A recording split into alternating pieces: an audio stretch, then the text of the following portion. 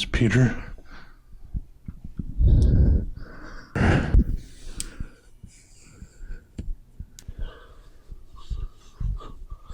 And this is one of my videos that you're watching right now. And I'm super cozy. And this video is sponsored by Skillshare. Also, today we're going to, well, not also, but we're going to review a pen. All right, let's do it. This pen, the Moonman C1. Moonman C1. I don't know what that means, but I like it. This is the Moonman C1 we're about to look at, and somewhere in one of these drawers, I have this.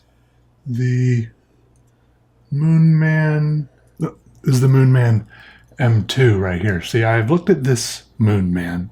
It's just fun to say if you haven't noticed so far. Previously seen on Peter Draws, the Moonman M2. Some weird things going on here. It looks a little bit gory almost. It could be the ink. I'm not sure.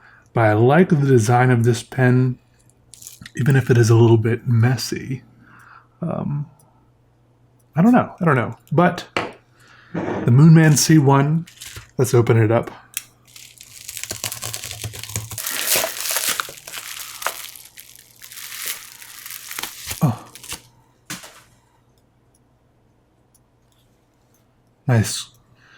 Nice crisp box there. Down here on the bottom, it says Moonman, feel the temperature of writing, which is something I'm looking forward to doing. Let's pop this open.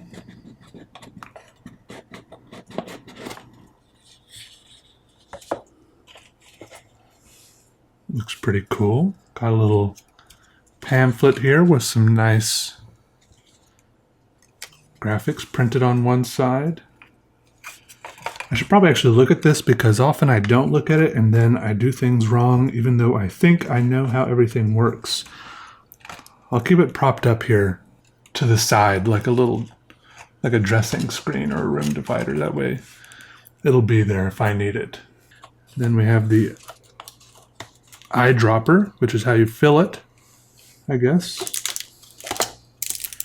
And then the pen itself. Oh, how I've waited for this moment.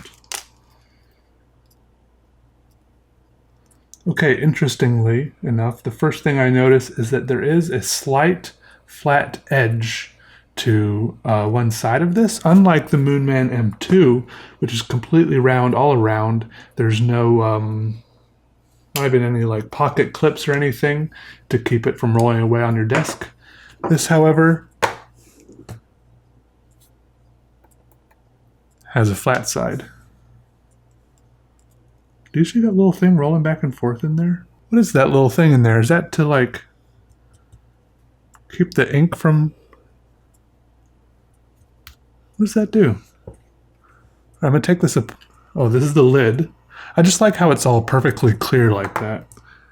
And we've got a bit of like a cool galaxy design here on the, what do you call this? Like the neck of it, the neck of the pen. Of course, the nib says Moon Man. And I think in that little circle right there, it says F for fine. This is really pretty. I like that kind of shimmery galaxy thing going on there. I'm going to unscrew this because I have to figure out what's... I think this is unscrewing. Yeah, it is. So maybe there's two options here. You can either use the piston converter, right? Yeah, there's that little ball in there. They're just kind of like an agitator, you think? It's like kind of sticking to the edges.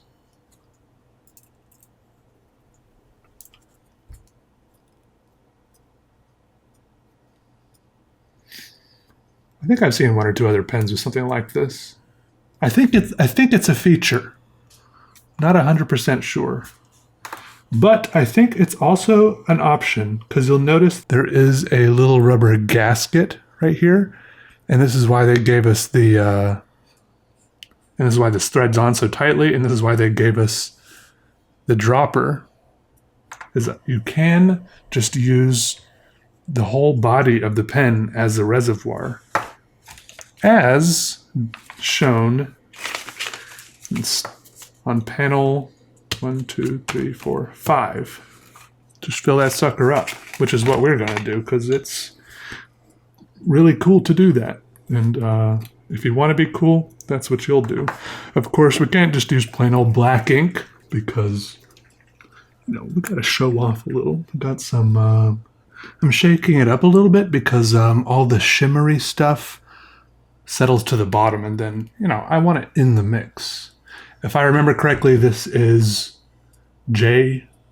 Herbin, Emerald of Chivor, but I think it's a French thing, so I think the J stands for Jacques Herbin, Emerald of Chivor, or something like that.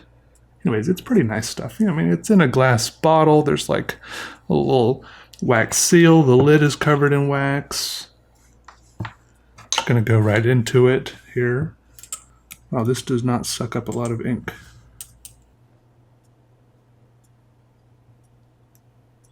This could take a while at this rate.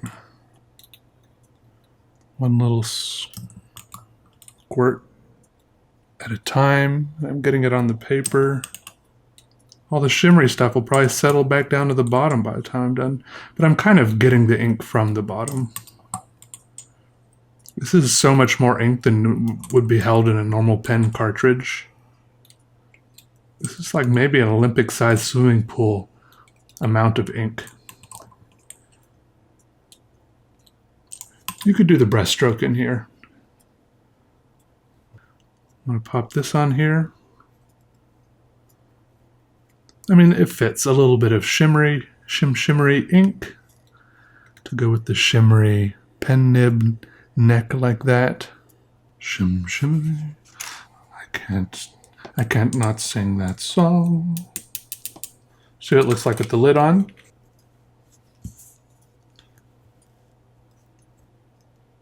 Looks pretty cool. I really like these pens with this section of like thick acrylic right here. I mean, maybe it's not a traditional look, but I like it, okay? Maybe you don't like it. That's what keeps things interesting, though. Different people liking different things. Let's see what happens if we try it out. Moon Man, don't let me down. Oh.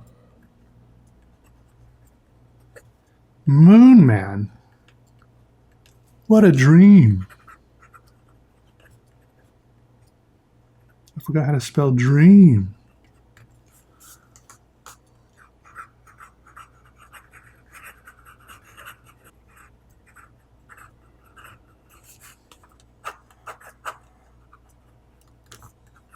Everything is gonna be okay. So the nib flexes a little bit, right?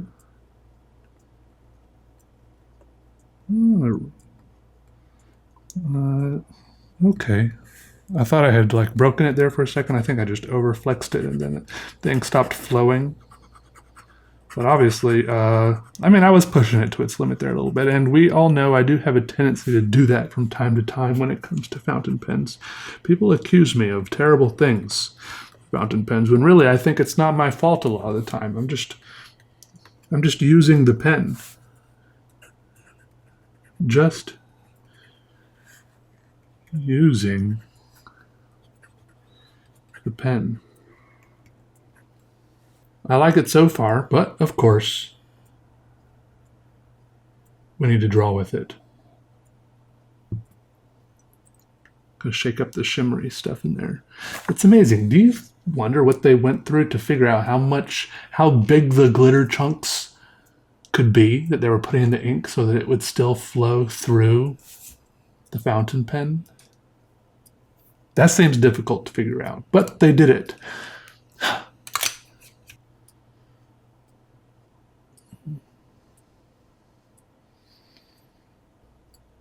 Wait. Doesn't post at all. No postage here. All right, let's draw. Yeah, so if you haven't gathered, I like this pen. I bought it for myself. I think it was like $22 on Amazon or something like that. And I just like the way it looks. And, well, I like the way it looked on the webpage, and now I like the way it feels also. Like I mentioned before, I've had one previous Moon Man pen, and now looking at some more of their lineup, I might be tempted to get some more. I see here they have a silver one, the Moonman N1, it looks a lot like that Muji pen I like so much, so you can see why it might appeal to me. Also, this one, what is this, the C1? I wonder how they come up with their names. It reminds me a lot of the Opus 88, which I've used in a couple of videos, as far as the general shape, design, solid acrylic body, large reservoir. You just fill up the body with ink, right? Except the Opus does have a pocket clip, and this one does not. It just has a small flat area along one side of the body to keep it from rolling away. Now, I will say, it is pretty cool how, due to the type of ink I put in here, it is pretty neat how if you leave it sitting on the desk for a while, all the shimmery stuff settles to the bottom, like a little line right there. And then you can kind of shake it down. Can you see that? It's all like flowing away now. It's one of those pens.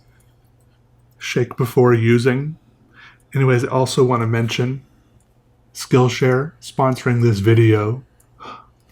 They have a lot of incredible, useful, talented people making videos that could be incredible, talent-inducing, and useful for you on their website. So make sure you go check it out, see if there's anything that piques your interest, and maybe you could start something for you. Sometimes I go on there and I'm browsing around a little, and oh, what do you know? That's something I didn't even know that I wanted to learn how to do.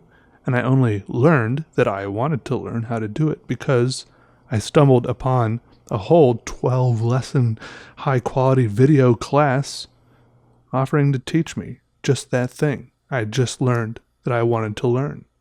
Anyways, as you can see, they've got a lot of different categories. Go check the link in the description for 2 months premium subscription for free. Thanks. Let's get back to drawing. There's a lot of fountain pens out there with like really crazy designs. What I like to call like, they look like they're carved out of like bowling balls. You know what I mean? Especially since bowling balls have those holes in them, like someone stuck an apple corer in there and then maybe used the core part that got pulled out and made it into a pen. Just really wacky designs that remind me of like retro kitchen counters. Yeah, bowling balls, maybe the same carpet. Obviously, they're not fuzzy. Although now I do kind of want a fuzzy pen. Yeah, I really want a fuzzy pen now. After a long day of writing with metal and acrylic pens, sometimes you just want to come home, kick off your gloves, and just sink your fingers into a nice fuzzy pen. Right? Right. I think we can all relate to that. But yeah, I like this pen. I don't know who Moon Man is. I think it's just some other Chinese company. Like, is it weird to anyone else that, I mean, maybe I'm just bad at Googling or SEO is just a weird thing, but if you just type in Moon Man pen, For some reason, I like half expected there to be like a moonmanpen.com website or something, or moonman.com, some website where I could find out more about the pens, and they would be like, hey, here's our pen here. It's lovingly handcrafted and this and that, or at least even if it's not lovingly handcrafted here, it's like apathetically factory crafted. Find out more about it. Here's all the places you can buy it or whatever. But no, it's just all these secondary retailers, like Goulet pens and Jet pens or whatever. There's no like company website. Who are these Moon Men? Maybe I'm just bad at Googling though. I didn't scroll down very far. When is the last time you went to the second page of Google search results? I feel like that's a dark area of the internet these days. It used to be that I went second, third, fourth, fifth page all the time. It's different if it's Google Images. You can just keep scrolling forever, I feel like. But if it's just like a regular web search, if it's not on that first page, you just change your search criteria. Things get a little weird on the second and third pages and downright useless anywhere after that. But I was about to say I'm happy with how this drawing turned out, but I'm actually recording this commentary before doing the drawing this time, so I'm hoping that this drawing turns out okay. They usually do. I have faith in me. And I have faith in you. For whatever you're trying to do, I believe you. I believe you. I believe in you. Keep it up. Even if you're not into drawing. There are a few comments every now and then, people saying, Peter, I'm not even into art. I'm not into drawing, but I just like watching your videos. Hey, good to have you. You keep it up with whatever you're into, all right? I support you. All right. I gotta go now. I'm very hungry, which is actually why I'm recording the commentary before the video. Actually, this doesn't really make any sense before I do the drawing because I just want to get it over with and then I can eat while I edit and then it will like all be done. I just eat here in front of my computer all my meals. I don't have a dining table. I don't have a couch. Anyways. All right, I'm going to go now. If you're watching this before Thanksgiving, which is all the time, unless they cancel Thanksgiving, just delete it off the calendar, then have a happy Thanksgiving, happy Christmas, happy New Year, happy